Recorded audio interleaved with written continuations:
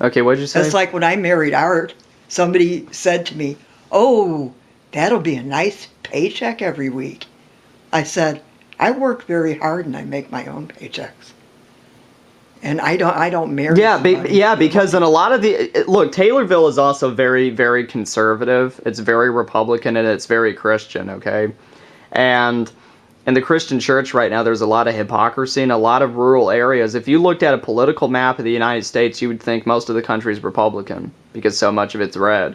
The truth is that all of those areas that are red, over 80% of them, you can look it up, are rural areas, farm towns, villages, very small, very, very small cities, like Taylorville, for example, where we live. You know what I'm saying? Yeah. These people, we did the mathematics. The Republican people in this country, the conservatives, make up less than 68 million people. Liberal people and people that are progressive make up anywhere between 150 to 168 million people. Do you remember that? We took up how many people live in the coasts, live in the Democratic Midwest, and people that live in cities in all 50 states, Nashville, Tennessee, Austin, Texas, all these places. We looked up their politics, their policies, if they have gay marriage, marijuana, their crime, everything. We crunched the data and found that these people are a very small minority of the country. They are between 20% and 36% of the country. We make up 46 to 53% of the country. We are the majority, they are the minority. We have a higher IQ than them. We're more secular than they are. We voted for Obama, they didn't.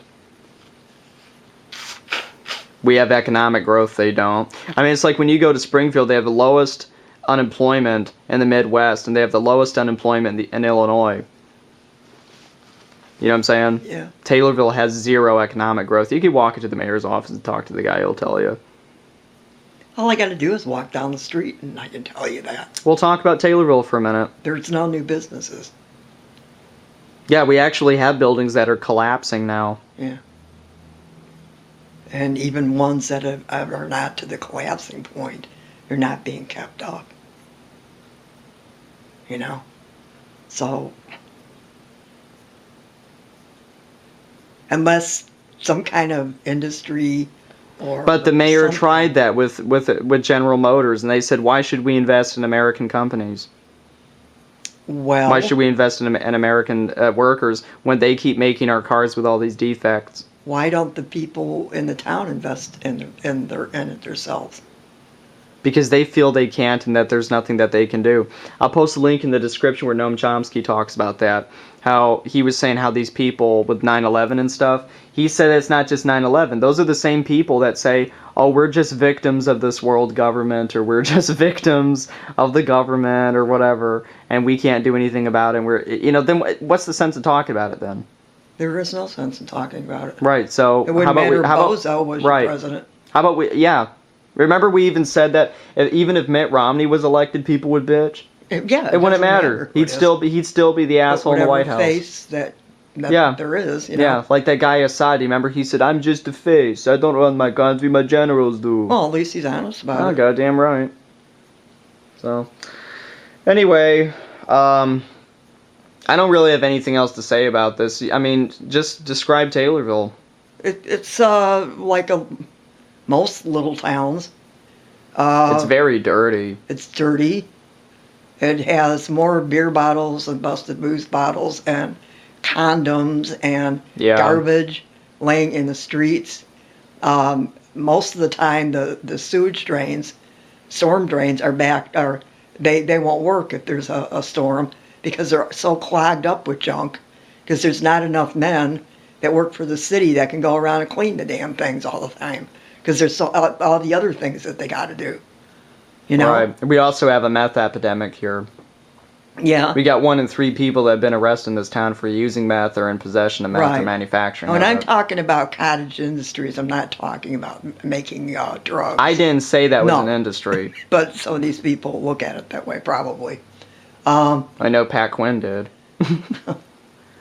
Let's not talk about that. You know, seriously, there's some lady who lives out in, where the heck, Nokomis or something, I don't know.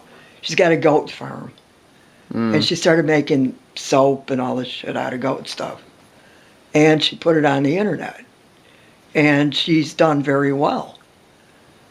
You know, her soaps and junk are being sold in catalogs and junk. Some are even overseas. And what I'm saying is that, you know, sometimes, no, there ain't a job. She could have. But you can make one. But you do realize that that requires money. And we have $10, me and you, we have $10 in our bank. And we don't have any goats. No, we don't. I mean, and that's the typical person in Taylorville. There was a time last year that 2,000 people got their water cut off because they couldn't pay it. Right. That's how bad it was.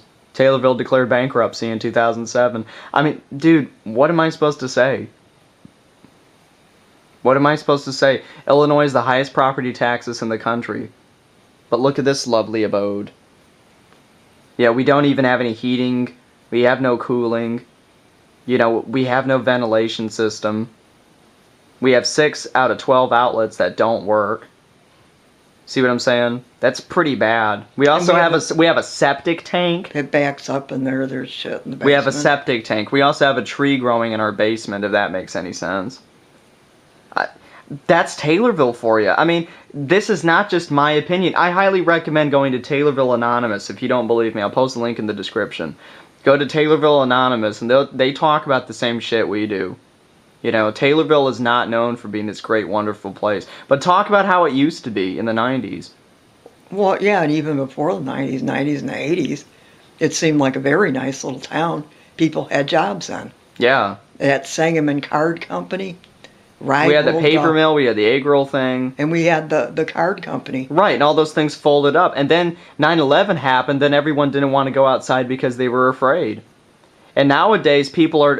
I thought that people were starting not to get afraid, but we had Chili Festival. This was on National Public Radio, dude. National Public Radio said this. I can't talk about that because it's illegal to have audio stuff on YouTube from copyrighted shit. So anyway, yeah, even our local National Public Radio station here, WILL, based out of, what is it, U of I? Yeah. Yeah, in Springfield. And they were saying how, you know, Amanda Vicky went out there, happens to be my dietitian, was saying all this stuff about how when she was at the chili festivals, and it's not just in Taylorville, all over the place, when they were firecrackers, out of 100 people, probably 80 of them were duck under tables and stuff. So people are very scared. Me and Lorelei went to that Family Dollar thing, and that one of the workers pulled out a box cutter. Do you remember that? Just like 9/11 and stuff with the fucking terrorists when they took over the planes. Because she had a name tag on her fucking thing, and she had to pull out a box cutter and cut it off, and she was threatening us and saying that how we might have stolen some shit, and we just walked in the goddamn place, and I haven't shopped there in 4 months.